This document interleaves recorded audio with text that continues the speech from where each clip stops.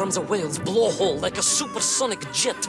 And below me, the ocean became a sheltered bay studded with white shapes.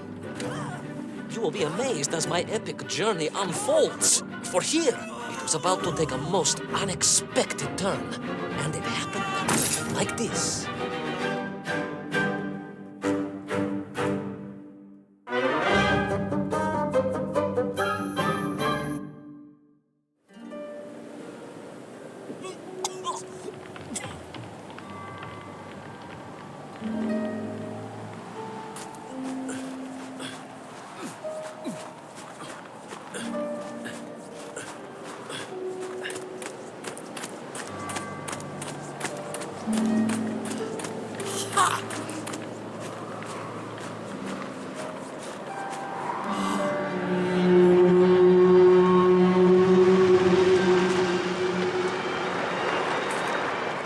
Beautiful but deadly wasteland.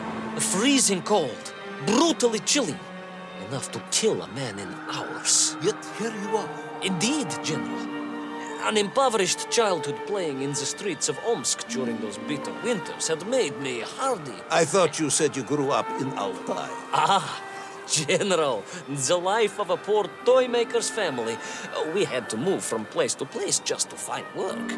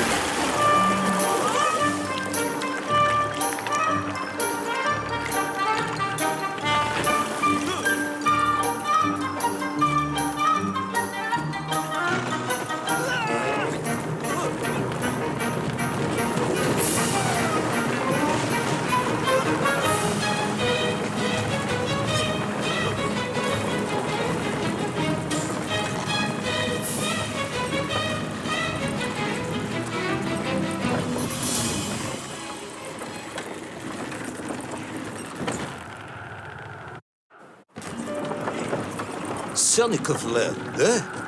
Of course, Sonic himself reported nothing more than a bluish fog on the horizon. Your island may be nothing more than the product of overactive imaginations. General, consider this. Imagine taking a simple peasant, a pig shepherd, for example, and telling him one day humans would fly around the earth beyond the sky. He would say you were stark raving mad, Saldafon, a ridiculous Kaziol Baradati, a buffoon stuffed into a military uniform, a pridurak, a chuchela tuparile. This peasant of yours had better watch his mouth if he doesn't want to spend his holidays in Solovyetsky. Perhaps you should return to your story.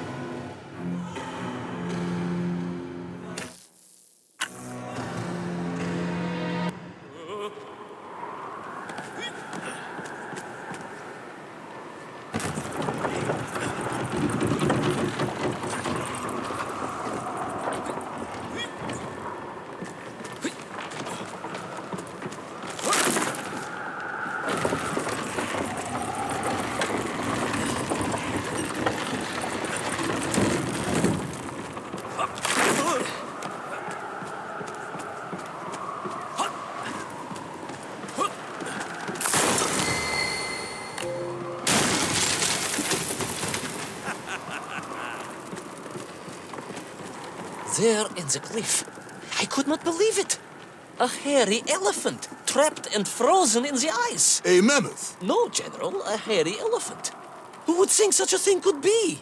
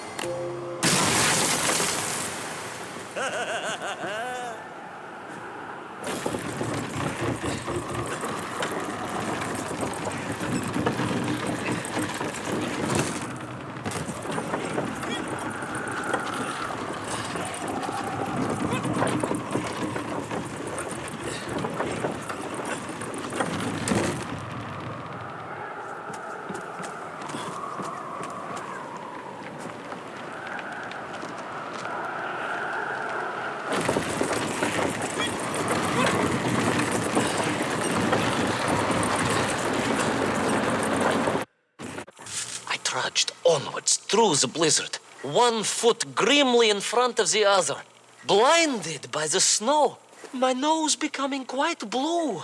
My thoughts of home crushed under the weight of the plummeting temperature. I am bored, Ivan Ivanovich, and sick to my teeth of listening to this rubbish.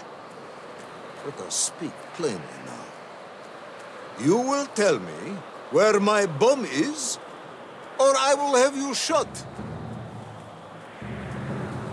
I am just getting to that, General. Shot! Comrade Primal! Shot with real bullets, fired from a real gun, not some ludicrous Bultavia about lost cities and dinosaurs and mink and mammoth. It was a hairy elephant. No! I will not tolerate any more! Where is the bomb, Ivan Ivanovich? Where is little Orpheus? It was right there. What? It was there. At least I realized it must be. Where? There? On Sonic Land? Yes, General. Because as the storm began to clear, I realized with a strange excitement and trepidation that I was not alone on Planet of Lana.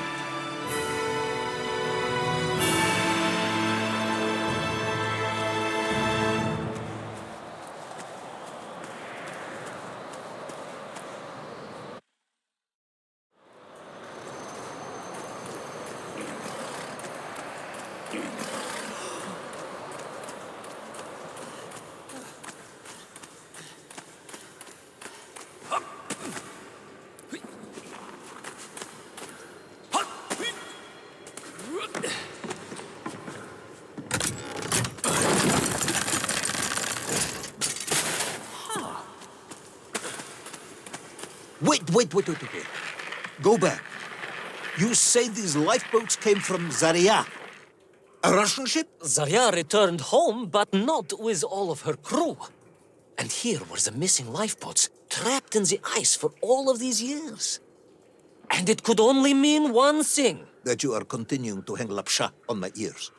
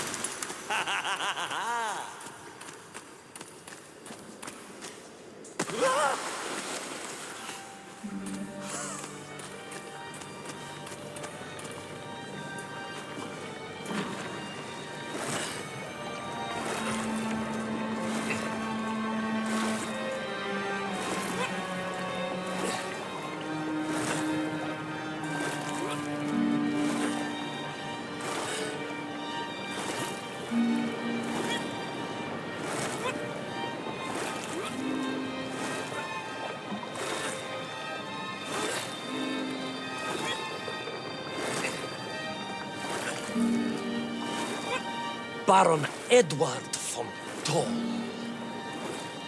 Of course, I remember reading about his tragic expedition at school. We were taught he had died a hero's death out on the icy wastes, searching for Sonic of Lana. Yet what if, in doing so, he had sailed accidentally into the interior, deep below the crust of the world? A fellow citizen of the surface. I had to try and find him.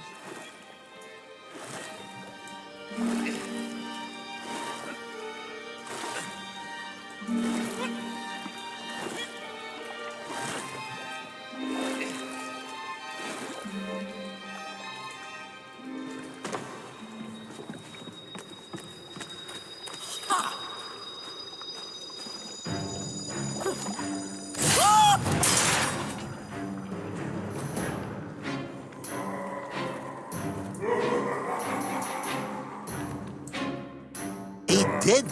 Explorer stole my Not dead, General, but quite insane. Perhaps it was the loss of the arm or the leg, or the long years in isolation. But Toll was clearly mad. You should have got along perfectly then. How I wish we had, but no. Whatever Toll's intention with little Orpheus was, I had no time to consider it. I was in mortal peril once more.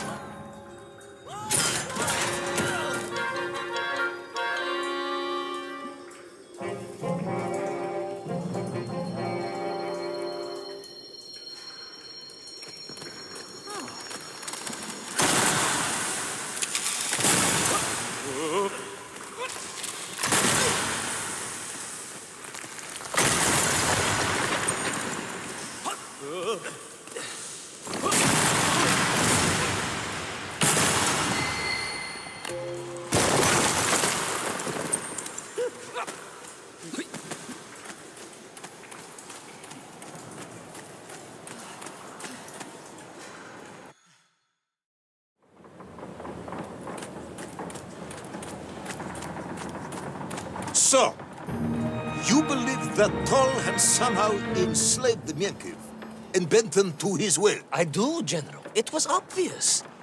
Why else would they serve him? And how else could they be so different from their free comrades? These odd helmets they wore, it was the science of our times. No doubt about it. Although fused with some strange crystal technology I could not recognize. To be honest with you, it didn't seem appropriate to stop and ask them.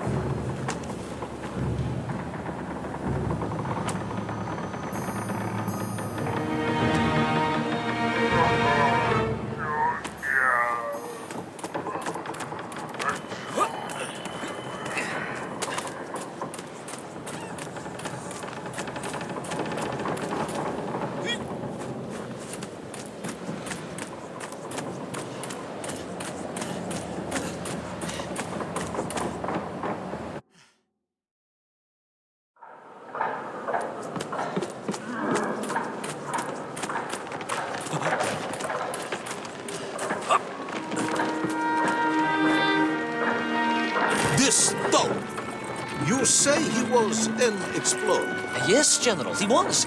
He vanished some 60 years ago. I remember the story well. And you say he stole little Orpheus? To get home, General. To get home. I think he must have thought he could use the atomic bomb to blast his way back to the surface.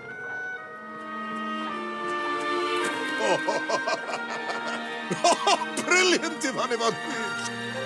And you expect me to believe that a 100-year-old madman not only survived below the Earth's crust, but enslaved his Myenkiv, explored the lost worlds, and discovered the secrets of atomic power, all by himself? A Tsarist general. An imperialist. No doubt harking back to the terrible days before the Great Revolution. And Estonian. Estonia. Estonian, General. They are wily people.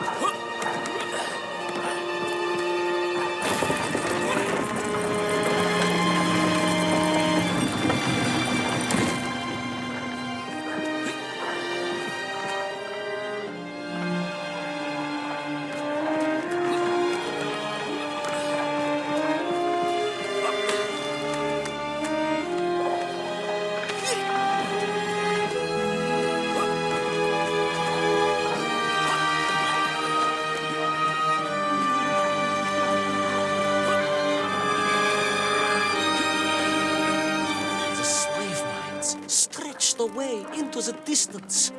And I sometimes wondered if I would ever find my way out. But I never gave up, General. Of course you didn't. You are a hero, Ivan Ivanovich. No, General. No. I am no hero.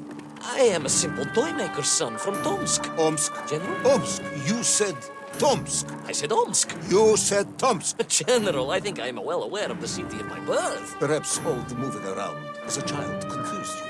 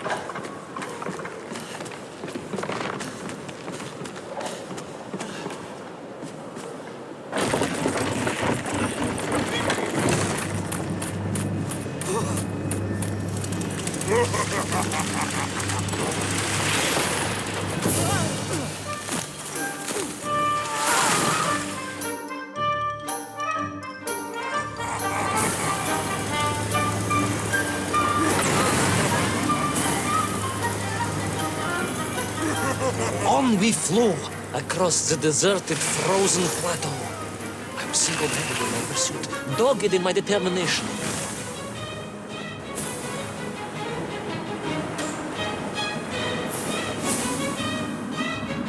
I would take back little Orpheus and prevent Toll from detonating the bomb. Ah, you are as humble as ever, Tavares. Well, General, you are a great military leader, a great strategist, whereas I am simply the humble son of a watch toy maker, and driven by patriotic fever with no regard for my own safety. I rushed blindly on. Well, General, you are a great military leader, a great strategist, whereas I am simply the humble son of a watch toy maker, and driven by patriotic fever with no regard for my own safety. I rushed blindly on.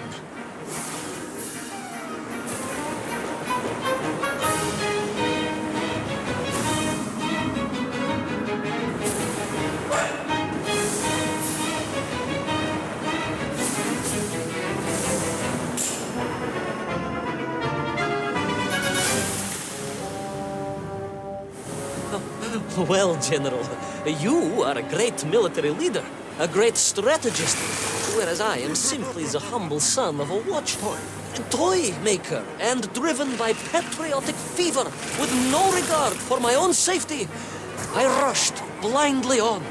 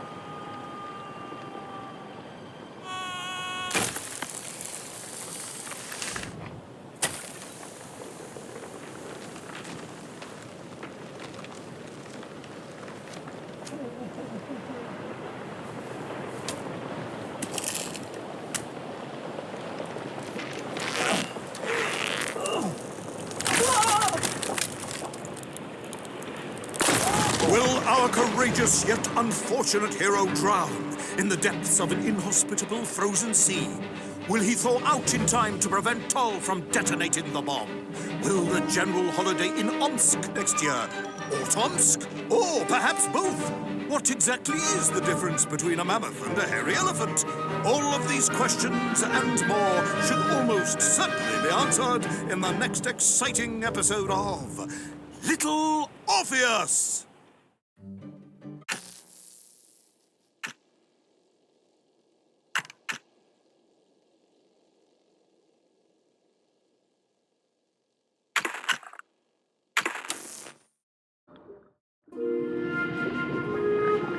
I thought I was doomed. But a miraculous thing happened, General. I could breathe. It must have been the helmet that was jammed onto my head. It was a strange and remarkable thing. Some might almost say beyond belief. A narrow-minded fool may indeed, General. But of course, you are no Durak. But even as I sank towards the floor of that lost ocean, my journey was about to take me to darker, stranger territory than ever before. And it happened like this.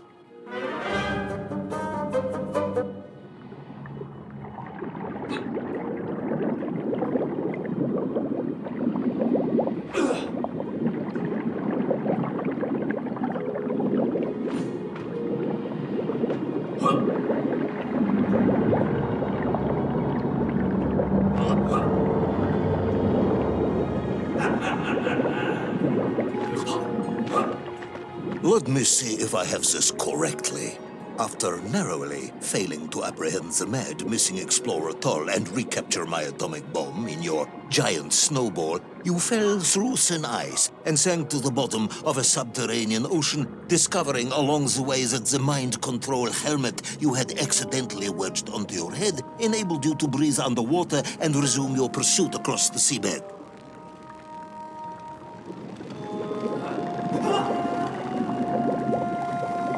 General, you seem perplexed. Perplexed? Perplexed is that the keys to my house are not where I left them. Perplexed is the fact my dog will not eat cheese like other dogs. No, Ivan Ivanovich, I am not perplexed.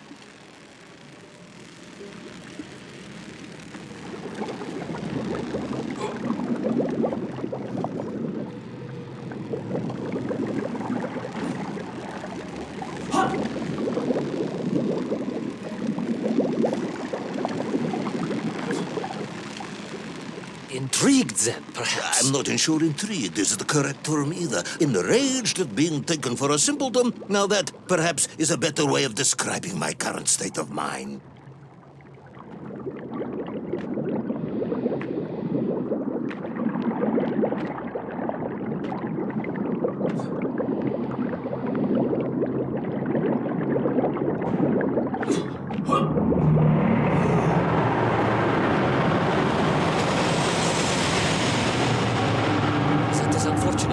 Once again, Comrade Pervalov, I must correct you. Unfortunate is losing one's car in a snowstorm. Unfortunate is booking opera tickets on your wife's birthday and getting the date wrong. Oh, was she furious?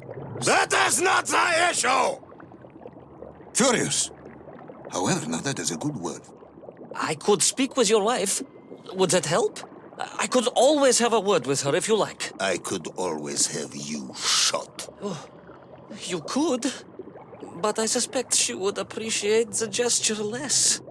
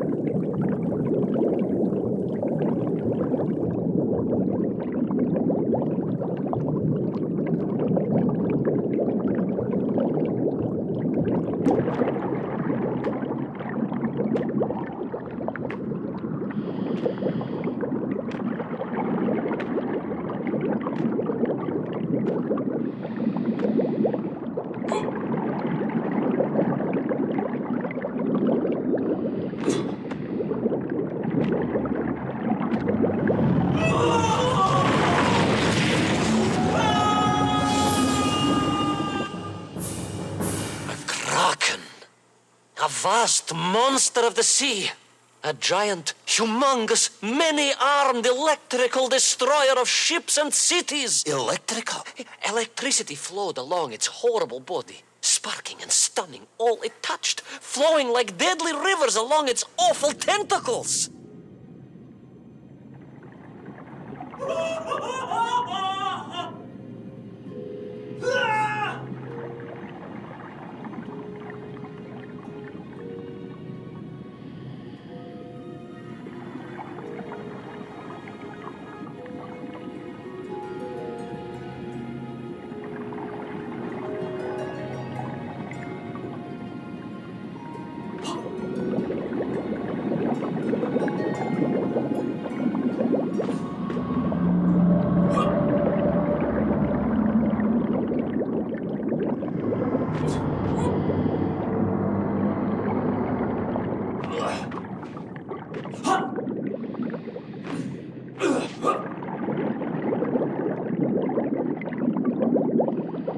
A sobering discovery. Are you suggesting that the vessel simply wandered off course and sank here? That seems unlikely even by your standards. No, General, I only wish that were true. The mighty ship showed terrible scars, signs of having been grappled and torn asunder by some huge and terrible adversary. That is indeed strange and curious. I am troubled by this discovery. Might you almost be perplexed, perhaps? Don't push your luck.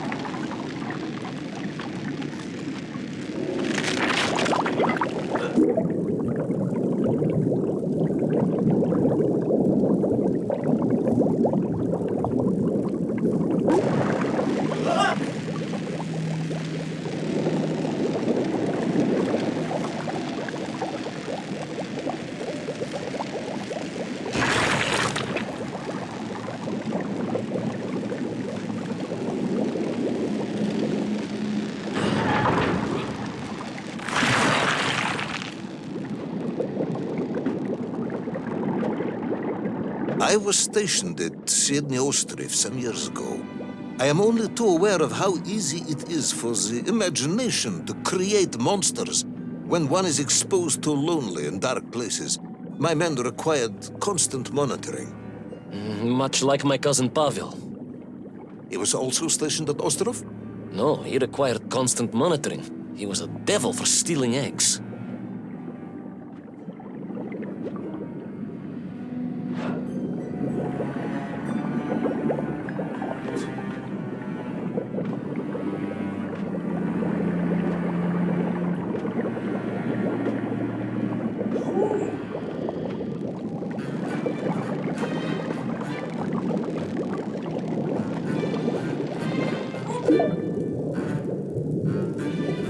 I was referring to the fear that something is lurking in the darkness. Something strange, brutish, and ill-intentioned. Again, that sounds much like my cousin Pavel.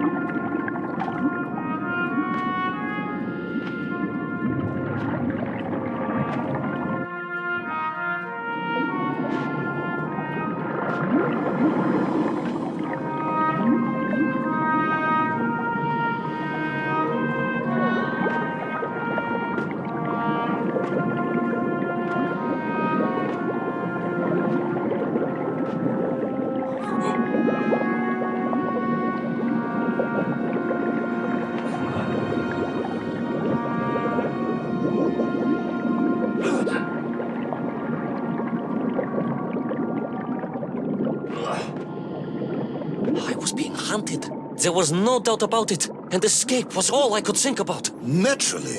That and duty. Duty? Yes, General. After all, I had a bomb to recover from that villain Toll. How clever of you to remember that.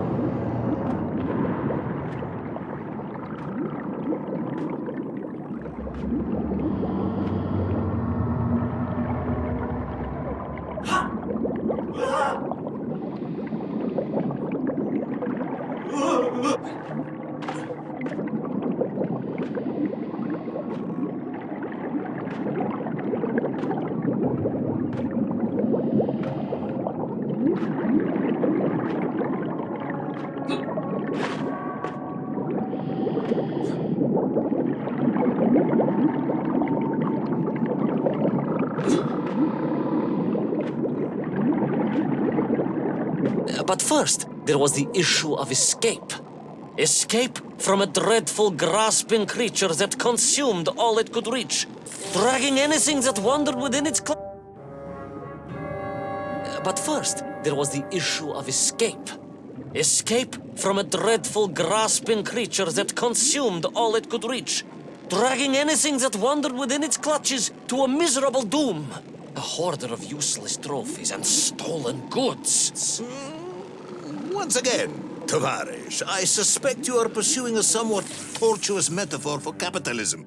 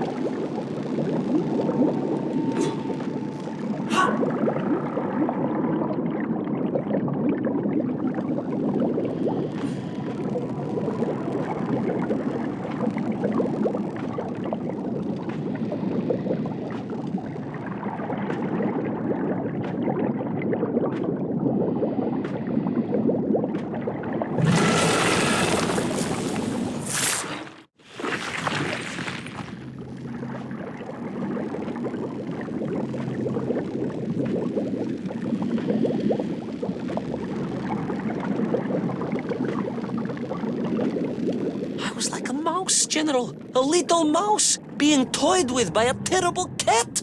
Rather a wet mouse. I was like a little underwater mouse. Being stalked by a giant rubbery electrical cat with 8 tentacles. Exactly, General. Good, I'm glad we cleared that up. You may continue.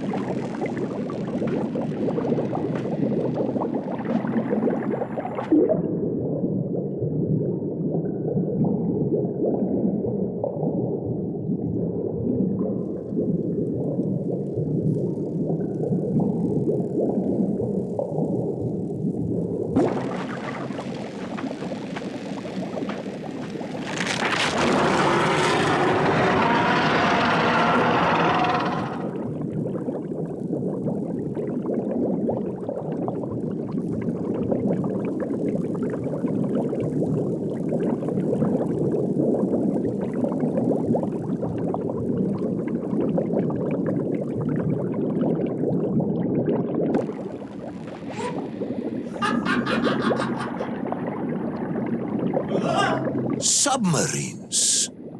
You didn't mention submarines before. Didn't I? Why? No, Navernia, General, of course. Submarines, millions of them. Several, at least.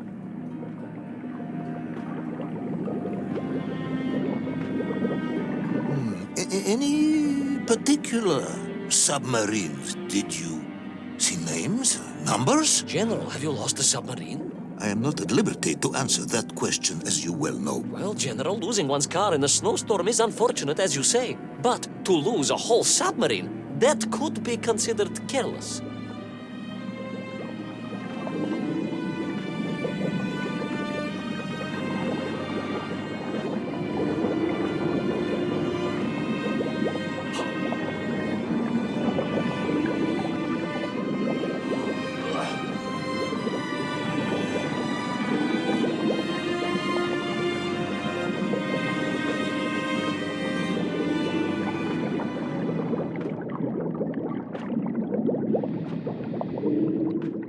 And you are certain it was M. de Vesci Pidishat. Well, that was painted on the hull, so I can only assume so. I think I know where this dismal story is going next. You somehow miraculously brought the remaining closed cycle engine online, flooded the torpedo tubes, dispatched the Kraken with one shot, and triumphantly surfaced. No, General, that is not what happened at all. I did indeed make my way to the torpedo tubes, but for a very different purpose. After all, history has taught us that atomic power is not to be toyed with. Much like tired, impatient generals, perhaps. Particularly the perplexed ones. Indeed, General. Or like dogs that will eat no cheese.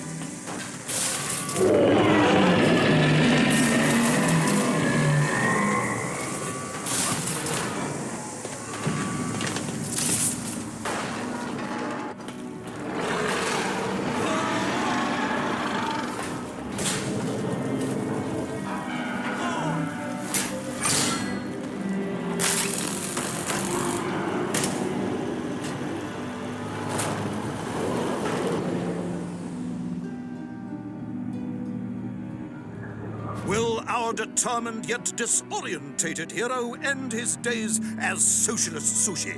Will his daring exploits be cut tragically short by vengeful calamari? Will the general's wife ever forgive him for missing Ruslan and Lyudmila? And just how many eggs did Pavel steal? And where did he keep them? All of these questions and more may or may not be answered in the next exciting episode of Little Orpheus!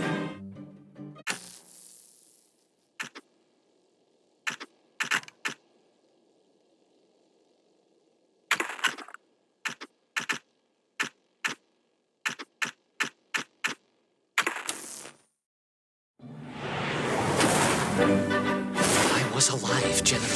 Somehow, miraculously, I was alive. Some twist of fate, some hand of destiny, but I was alive. Strange as this new world was, I knew Toll must have come this way, and it was my task to find him. And it happened like this.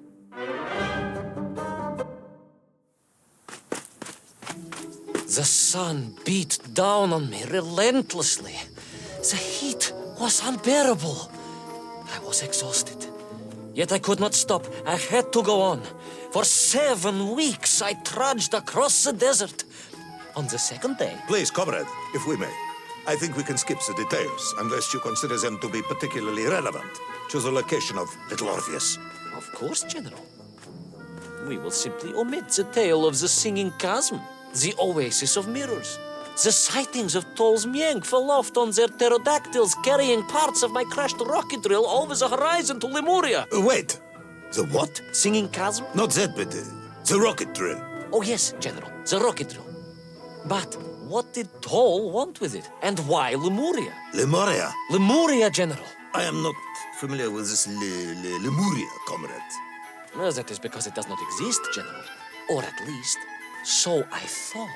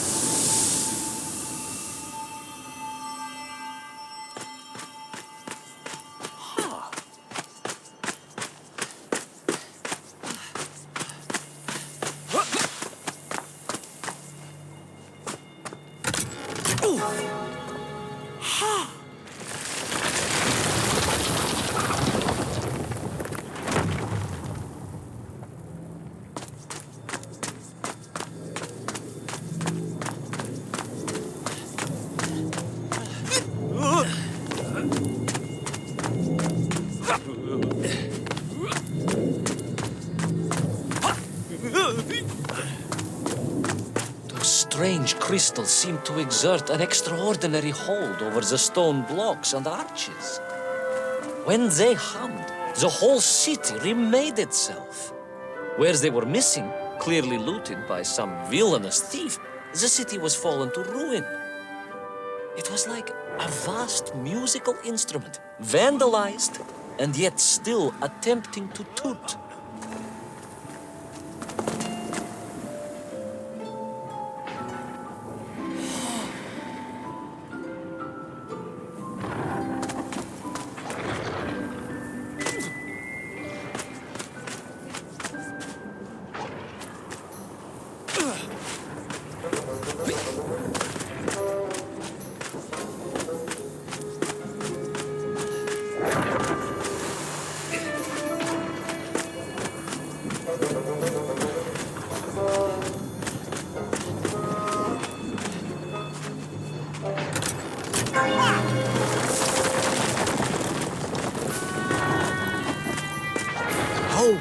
Poetic.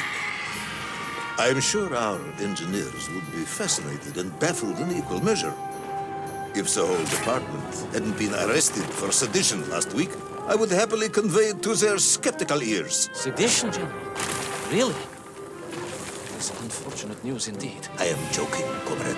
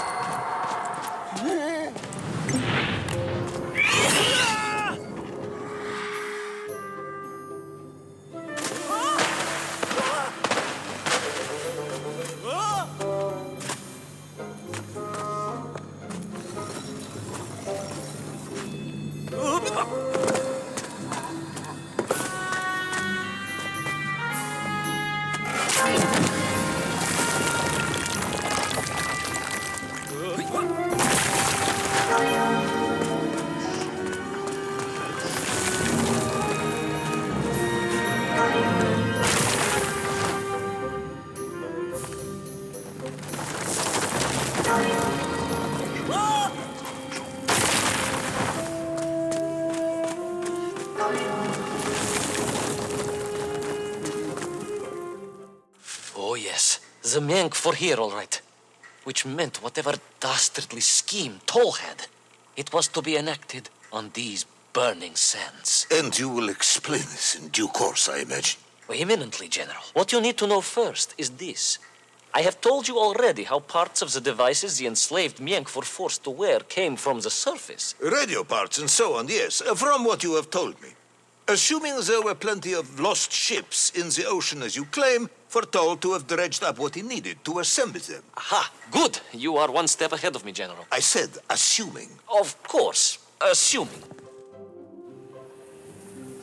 Now, as I gazed in awe at the buildings rising and falling around me, I realized that the other major component of those mind-controlling helmets was crystal. Toll had raided Lemuria for them. He knew the city. He knew the crystals could amplify vibrations and waves, and was using them to boost the signal of the radio parts to exert his control over the nymph. Which meant...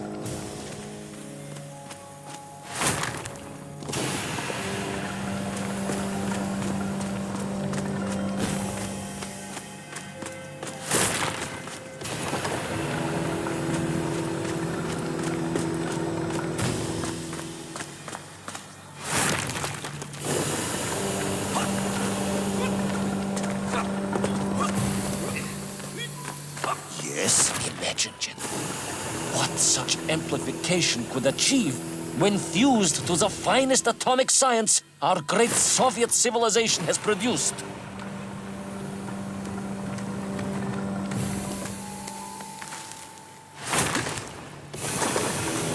Wait! I do not understand. You said Toll was planning on using the bomb to shatter the Earth's crust to return to the surface. A tragic mistake, General. I had not recognized the extent of his mad ambitions. You mean to imply Toll would have attempted to enslave the Russian people? Pah! The will of the Soviet citizen is mighty and strong. To you, perhaps, as a trained warrior. But consider, perhaps instead, a humble son of a toy maker from Tomsk. Ah, yes. Perhaps we have our share of simpletons, after all.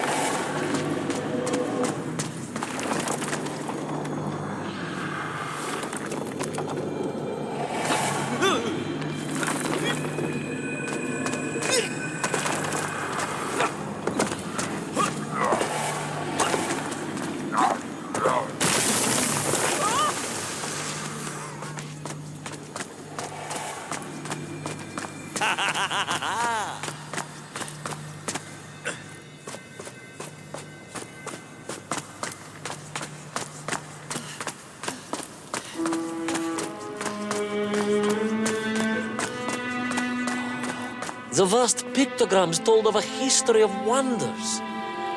They seem to suggest the Lemurians were travelers from another world, where a mysterious clock seemed to stand. That is very mysterious.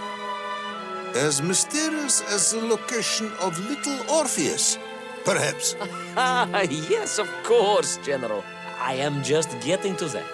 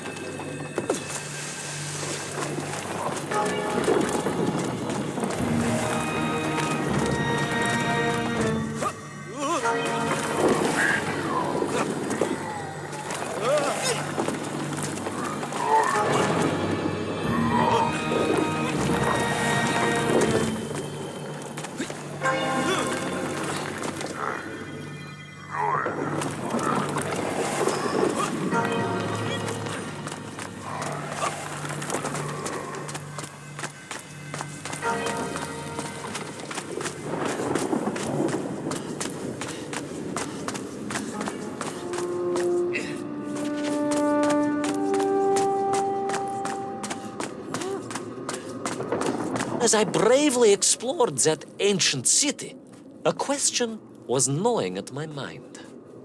What did it mean that the Lemurians had foreseen the coming of Tol? And who was the man from above that was celebrated as the savior of the Miengf? It was almost as if they could read the future in their crystals.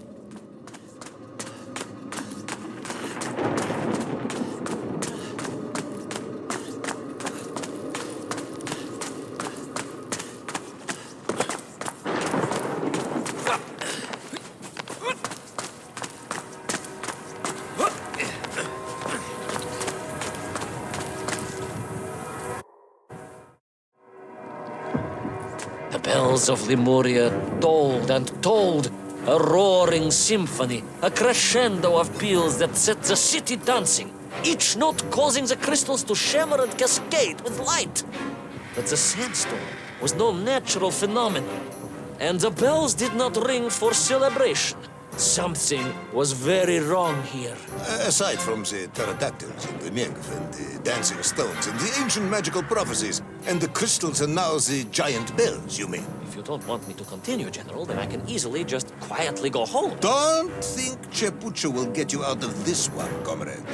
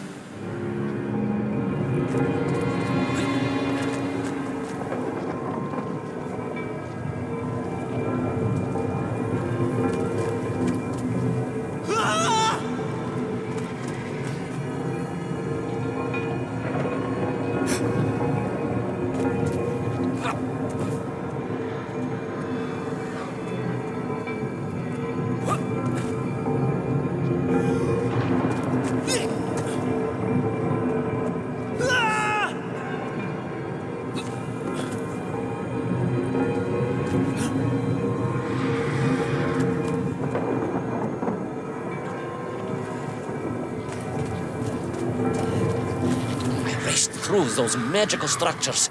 A righteous fire in my heart. It's like the Brinya Nikic, prepared to strike at the dragon who threatened my homeland. Your heroism is only surpassed by your modesty. On the contrary, General, I chose the Brinya carefully. Like him, I am a simple peasant.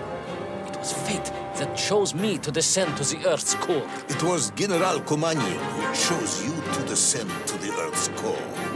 But don't let that get in the way of your story. Well then, award General Polkovnik Komanyin the highest medal in the world. He already has 7 of those. I cannot take credit for his wisdom in sending me.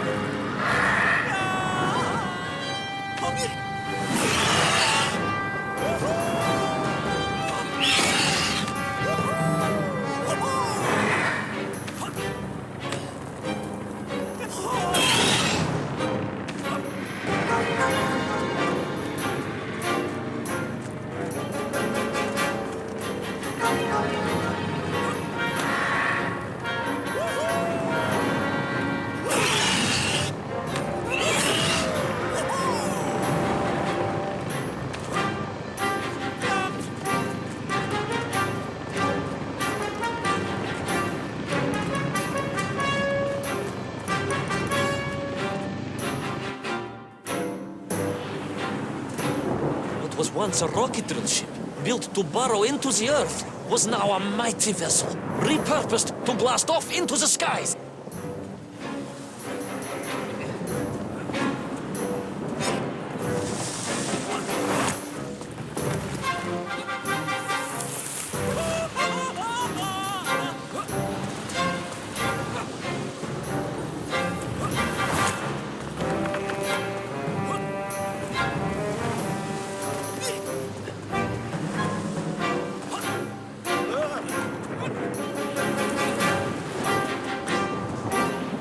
There was no doubt the toll was headed for the strange world with its clock, although to what end I was yet to understand. But there was no time to consider, no time for questions.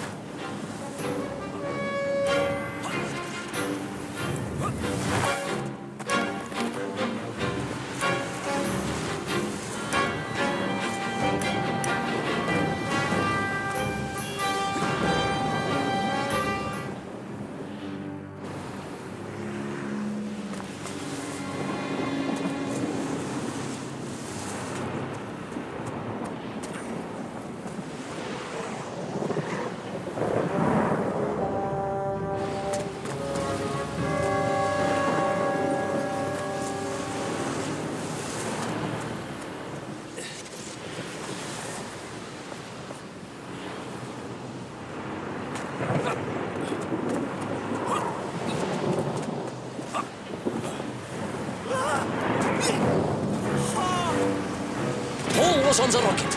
Little Orpheus was on the rocket.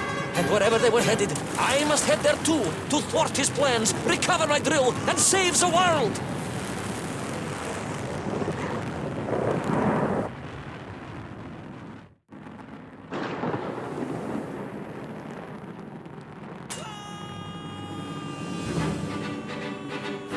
Will our enthusiastic yet disorientated hero be burnt to a cinder by the rocket's engines?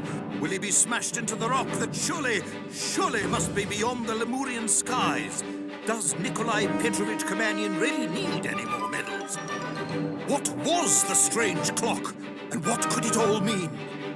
All of these questions and more will be answered if you're extremely lucky in the next exciting episode of Little Orpheus!